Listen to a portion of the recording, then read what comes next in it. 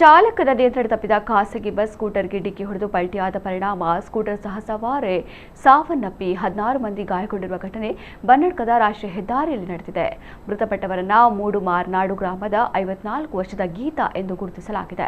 ಕಾರ್ಕಳ ಕಡೆಯಿಂದ ಮೂಡುಬಿದ್ರೆ ಕಡೆಗೆ ಬರುತ್ತಿದ್ದ ಖಾಸಗಿ ಬಸ್ ಅಮರಟು ಕ್ರಾಸ್ ಮುಂಭಾಗದಲ್ಲಿ ಪಲ್ಟಿಯಾಗಿದೆ.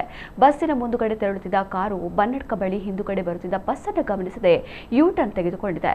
ಈ ಸಂದರ್ಭದಲ್ಲಿ ಅಪಾಯವನ್ನು ತಪ್ಪಿಸಲು ಪ್ರಯತ್ನಿಸಿರುವ ಬಸ್ ಚಾಲಕ ಎದುರಿನಲ್ಲಿ ಬರುತ್ತಿದ್ದ ದ್ವಿಚಕ್ರ ವಾಹನಕ್ಕೆ ಡಿಕ್ಕಿ ಹೊಡೆದು ನಿಯಂತ್ರಣ ಕಳೆದುಕೊಂಡು ಪಲ್ಟಿಯಾಗಿದೆ. ಪರಿಣಾಮ ದ್ವಿಚಕ್ರ ವಾಹನ ಸಹ ಸವಾರಿ ಸಾವನ್ನಪ್ಪಿದ್ದು 16 ಮಂದಿ ಗಾಯಗೊಂಡಿದ್ದಾರೆ.